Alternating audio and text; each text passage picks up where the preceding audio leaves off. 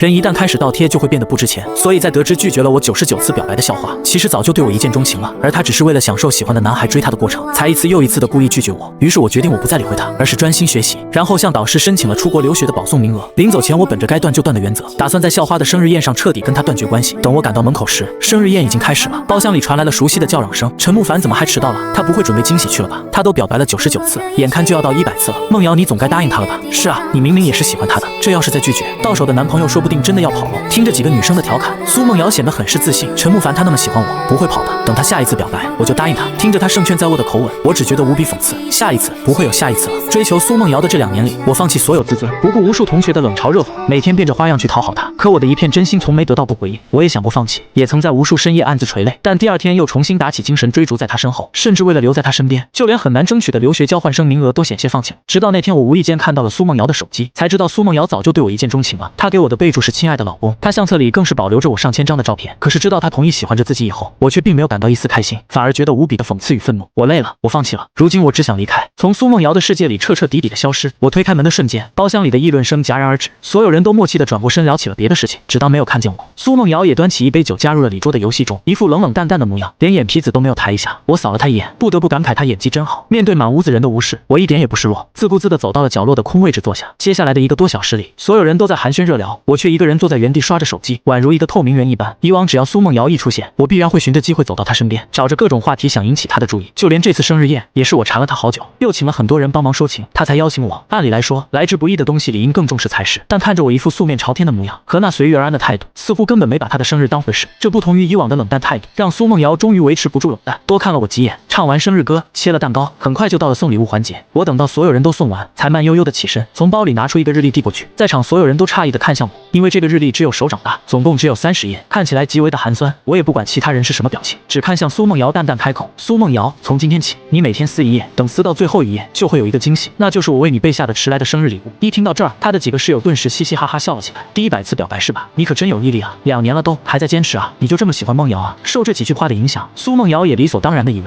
这是第100次告白的倒计时日历，她的唇角微微弯起一个弧度，但很快又被压了下去，变成了面无表情的模样。我之前只说你表白到100次，我就考虑看看，却没说一定会答应你。我知道他们都想岔了。撕开最后1页的时候，不是我要表白的日子，而是我从他的世界彻底消失的那天。我没有解释，只是轻笑一声，故意道：苏梦瑶，我追了你这么久都没打动你，我很想知道你的理想型到底是什么样子。我问完，整间房间都安静了下来，大家都向他投来了意味不明的目光。苏梦瑶定定地看着我，沉默了几秒，轻轻启唇：我的理想型。话刚起头，紧闭的门被人推开了，瞬间吸走了所有人的注意力。众目睽睽之下，陆亦辰捧着一个包装精美的盒子登场，对着苏梦瑶露出了一个温柔的笑容：梦瑶，生日快乐。苏梦瑶的视线也跟着这句祝福落在了陆亦辰身上，他抬起指尖轻轻扣了扣桌面，接上被打断的话：我的理想型当然是性格爽朗、长相干净的邻家大帅哥类型。一进门就听见这么暧昧的话，陆亦辰的脸上露出喜色，他连忙的走到他身边，将精心准备的礼物递给他，怂恿着他现场拆开。一时间注意力很快就被吸引开，再没人聊这个话题。看着被人群团团围住的2个人，我也没有流露出伤心，反而一脸淡然的回到原位置坐下。一整个晚上，不管苏梦瑶去哪，身边一定跟着陆亦辰，2个人有说有笑的，互相替对方倒着酒，分享着同一块蛋糕。我静静的看着他们亲密的样子，脑海里闪过很多回忆。苏梦瑶虽然是清大校花，追求者慎重，但她向来对男生敬而远之，而唯一例外的就是和她青梅竹马一起长大的陆亦辰。他会替她整理乱掉的刘海，会陪她上课帮她提包，会为了她和起我院校的女生打赌约比赛。这些偏爱落在我眼里，都是一根根扎向我心口的刺。可直到得知真相那日，我才知道苏梦瑶和陆亦辰虽然青梅竹马，但在这之前他们并不亲密。陆亦辰整日缠着苏梦瑶，他却从没理过她。直到我的出现，他才开始故意当着我的面和陆亦辰各种亲密，只是因为想让我吃醋，从而产生更大的动力去追她。所以在看到苏梦瑶当着我的面演这么一出戏，我只觉得讽刺。我放下手里的酒杯，起身去了卫生间，用水浇了浇脸。我也清醒了些，从包里拿出纸巾擦着脸上的水珠，视线被遮挡，我没有发现身边突然多了一个人。直到听见陆亦辰那阴阳怪气的声音，我才意识到不对劲。侧眼看去，陈慕凡追了梦瑶姐姐这么多年，他都没有答应你，你还敢舔着脸追到生日宴上来？算我求求你了，他根本就不喜欢你，你能不能有点自知之明？倒贴的廉价玩意儿！我没有因为他的话露出半点不愉快，只是淡淡的看着他。你骂完了吗？陆亦辰没想到我的反应会这么平淡，一时有些懵了，但他也不想露怯。当然没有，你知道学校都怎么说你吗？告白99次的倒贴狗，你好歹也是个学生，一点面子都不要的吗？明眼人都能看出来梦瑶姐姐喜欢我，你为什么就不能睁开你的狗眼看看？看着他这泼皮的架势，我依然没有任何波动，只是把眼神从他身上转到了他身后，提醒道：你在骂之前，不如先看看身后。陆亦辰循着我的视线，满脸莫名其妙的转过身，一眼就看到了门外的苏梦瑶。她似是在门口站了很久，多半是亲眼目睹了方才那一幕。一想到这，陆亦辰瞬间就心慌了，脸上很快就切回了那副楚楚可怜的表情，再看不见半点嚣张气焰。他快步走到他身边，挽起他的手，着急的解释个不停：梦瑶姐姐，不是你看到的那样，是陈慕凡，是他先先欺负我，但苏梦瑶似乎根本不在意，明明目睹了陆亦辰辱骂，却只当什么也没看见。她抬眸看了我一眼，然后脱下身上的外套披在陆亦辰身上，语气温柔至极：“外面风大，你穿的这么少，小心着凉。”说着，她牵起他的手，转身回了包厢。陆亦辰也没想到他会是这个态度，似乎一点也不在意他骂我，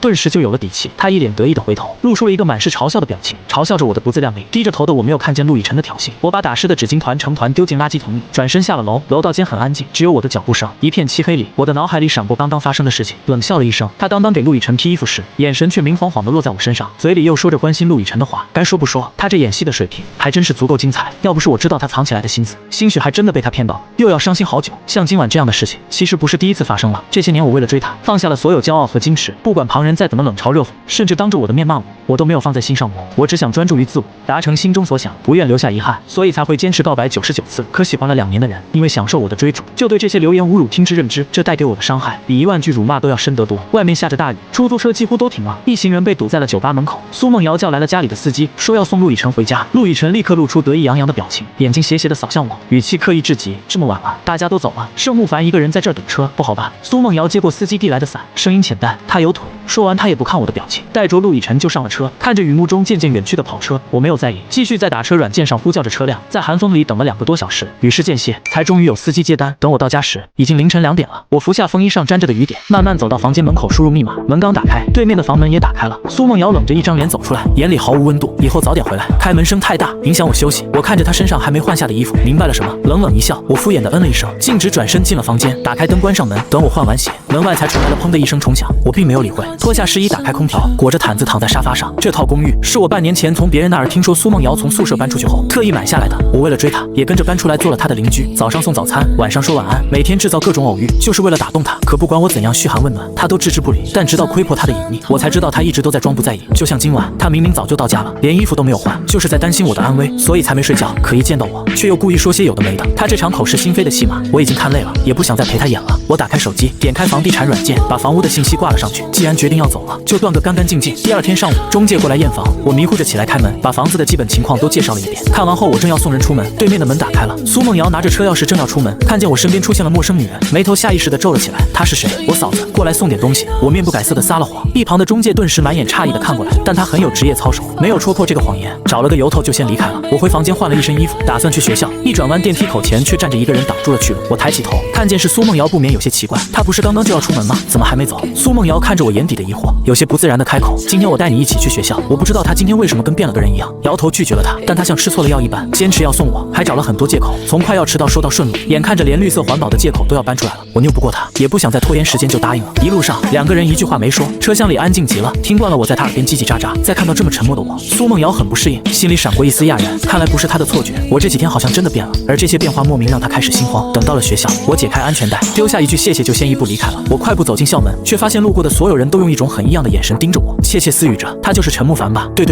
就是热搜上那个。”好丢人啊！听到这些莫名其妙的话，我连忙打开了手机，一眼就看到了几个朋友发过来的链接。我点开一看，发现是有人把我追求苏梦瑶的事情投稿到了吐槽包，还上了热搜。看着那个清大倒贴舔狗男的词条，我直接愣住了。词条里最热门的就是那条投稿，里面把我这些追人的各种事迹都整理了出来，写的事无巨细，就连情书的内容都公布了出来。隔着很远，我又看见学校公告墙前聚集了一大堆人，上面贴满了我写的情书，而这群人正在哄笑着点评：“哎呦，什么沉沦在你的眼里，好肉麻啊！99封情书，变着花样写，这种恋爱脑真可怕。不是说是清大第一才子吗？怎么这么倒贴？”听着这些毫不留情面的嘲讽，我心下一沉，直接闯进人群里，一张一张撕着，撕到最后，耳边又传来了陆亦辰尖酸刻意的声音：“梦瑶姐姐，陈慕凡给你表白这么多次，你对他有多少好感啊？”苏梦瑶的声音一如既往的冷冽，只说了一个林字。眼看着2位主角都亲临现场，我还被当场羞辱了一番。人群中传来的笑声愈发欢快肆意了，有些好事者生怕吵不起来，故意阴阳怪气问我：“陈慕凡，你都表白99次了，却只得了0蛋，是不是得继续努力啊？下一次表白打算什么时候开始？我们大家伙都来观摩，帮你指点指点，怎么样？”我紧紧攥住手中破碎的情书，食指因为过度用力失去了血色，一些话涌到嘴边。我刚想张口，但看着四面八方投来的看戏的眼神，我还是忍住了。我嗤笑了一声，高高举起手里的情书，像是在挥舞着战旗一般，高声宣告着：“好，第100次告白，在学校的中心广场，12月3号早上9点，欢迎全校同学携同带友前来观摩。”说完，我也不管周围人是什么反应，红着眼咬着牙，昂首阔步地离开了现场。这天上午的课我没有去上，而是回了家，把那一厚沓情书一封封撕碎，然后烧成灰烬，全部冲进了下水道。周末沉寂了许久的社团突然发了消息，说要聚一聚。我正好要交退团申请，就赶了过去。结果我一推开门，却看见从来不参加这些活动的苏梦瑶也破天荒的来了。我只当没看见，一个人坐到了角落。一看见我，陆以晨的几个兄弟立刻唱起了红白脸。梦瑶怎么会答应了呀？那当然是因为以晨爱热闹了。谁不知道咱们校花只听以晨的话？我懒得理会他们这些小把戏，随手拿了几个橘子包着吃。人都聚齐了，社长便宣布游戏开始。我没什么兴趣，却被拉着参加了，只能强打起精神玩这种无聊的大冒险游戏。玩了7、8把，终于轮到苏梦瑶输了，大家都兴奋地怪叫起来。苏校花抽到了和在场任意一位异性接吻3分钟的卡，快，校花选谁和你一起接受惩罚？我知道她不会选自己，也不关心她选谁，低头玩着手里的骰子。而事情也不出我所料，苏梦瑶选了陆亦辰，但却提出了一个要求，要把房间里的灯都关了。房间里一片漆黑，只听得见喘气声和社员们时不时传来的窃窃私语。3分钟后，灯打开了，苏梦瑶先落座，陆亦辰一个人愣在原地，脸色不是很好看。苏梦瑶没有亲他，她淡淡扫了我一眼，听见社长说新一轮游戏开始，随手就把手里的3个骰子丢了出去，不巧3个1点，全场最低点数，愿赌服输。我一句话没说，从一堆卡牌里抽了一张，还是刚刚那张卡，一模一样的惩罚。顿时，房间里所有人都表情都变得兴奋了起来，眼神在我、苏梦瑶和陆亦辰3个人身上轮流穿梭着，我只当看不见，随手拨了拨游戏的转盘，指针指向了我对面的一个学妹。一时间，所有人都以为我要反悔，纷纷停住了呼吸。我却面不改色的起身，直接走到了学妹面前，语气里满是无所谓。麻烦了，学妹。学妹一脸懵然，正要站起身，苏梦瑶突然猛地起身，一把踹翻了凳子。就在所有人都不明所以时，她冷冷打断：玩了这么久，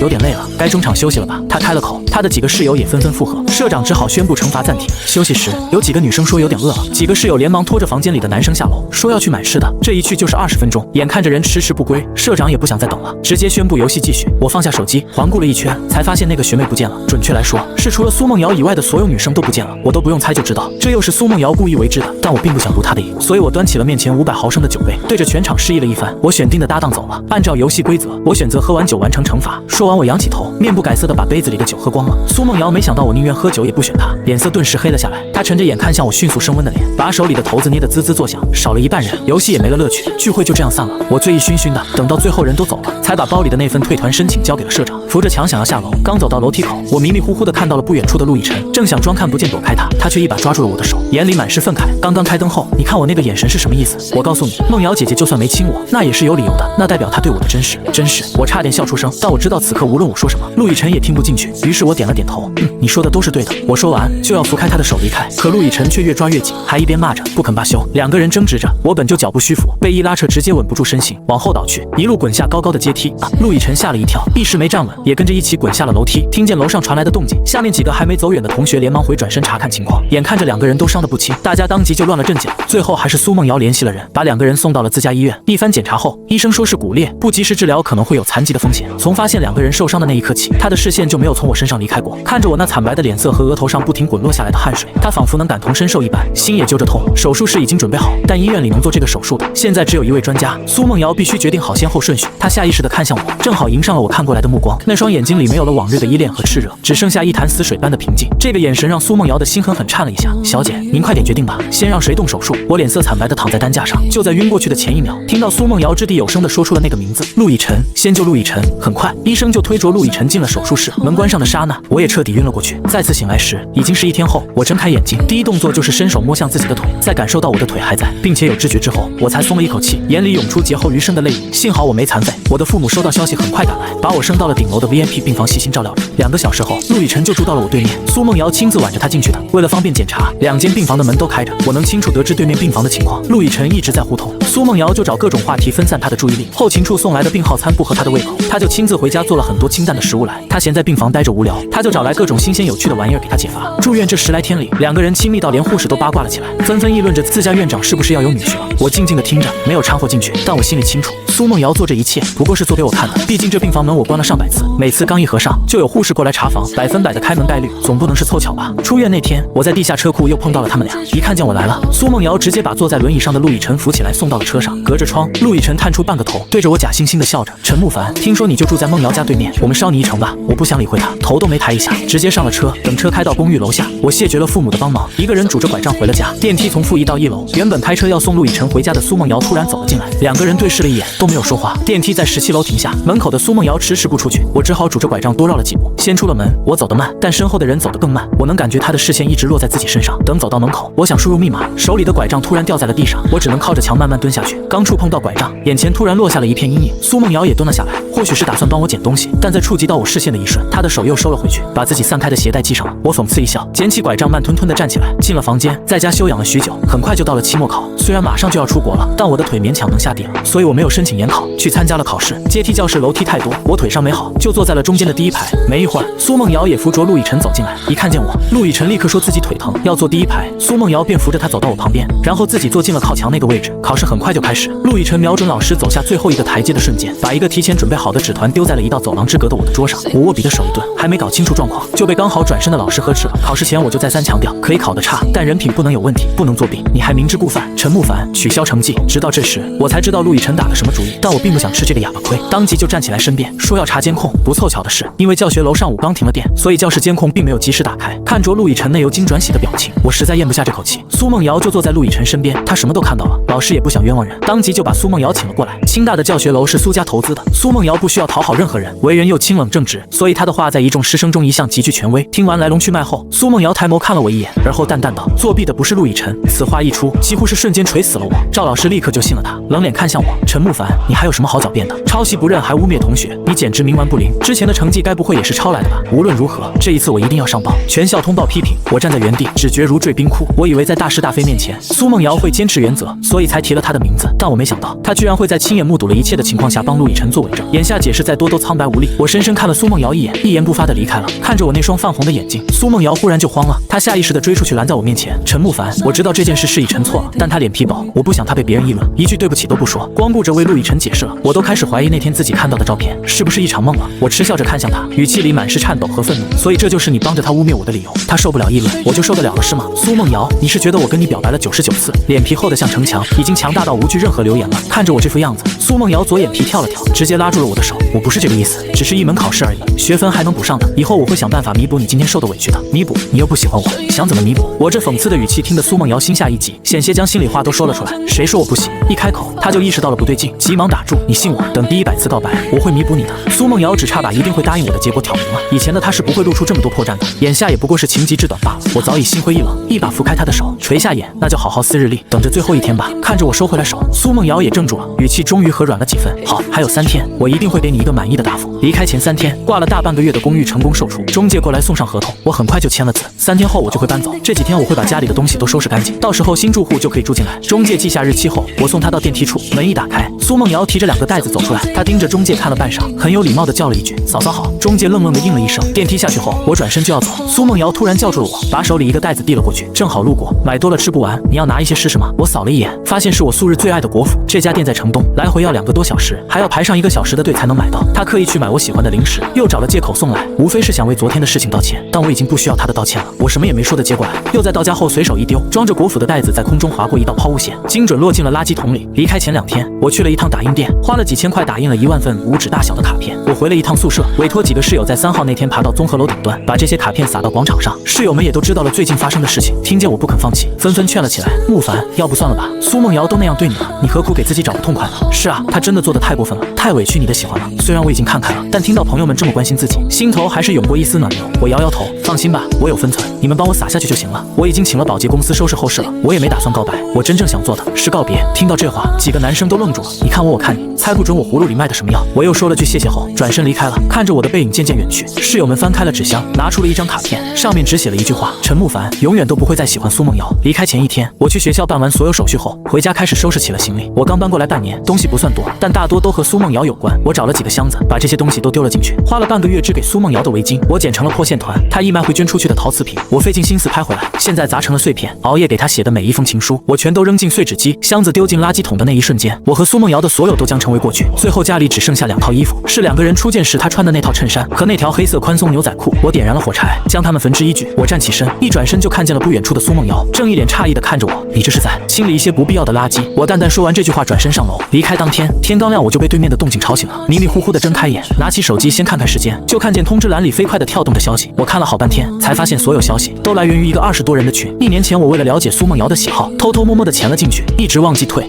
苏梦瑶也不知道我在里面，而一大早就开始热聊的是苏梦瑶那一宿舍的几姐妹。梦瑶，起来这么早，不会兴奋到一夜没睡吧？那不废话吗？从昨晚11点就开始倒腾了，这次你真准备答应陈慕凡的告白了？滑到这里，我的手顿了顿，罕见的看到下面苏梦瑶打了一大段字，不是答应，我和他本来就是两情相悦，是顺理成章的在一起。别问这些废话了，帮我看看今天穿哪套衣服比较好，是这套还是这套？看到他发出来的几十来套衣服照片，群里瞬间沸腾了。我的个奶奶，这么大动干戈，这还是我那部近蓝色的高冷校花吗？一片感慨里，苏梦瑶只回了一句话：很喜欢，这辈子非他不可。看见这一行字，我情不自禁的笑出了声，脑海里闪过许多往事。再看见这句喜欢，我只觉得有一种欧亨利结尾的荒诞和幽默。喜欢我，所以就拒绝了我99次告白，任凭我沦为大众眼中的笑料。喜欢我，所以就对我爱答不理的，还故意和别的男生亲密来刺激我。喜欢我，所以颠倒黑白污蔑我，百般践踏我的真心。如果这就是他的喜欢，我实在承担不起，也无福消受。群里的消息刷新点频率越来越快，在学校住的几个女生发了几张现场照片，才7点多，广场上就已经来了很多人，都是来看我第100次告白的。梦瑶，赶紧过来，别到时候告白开始了，你个女主角挤不进去。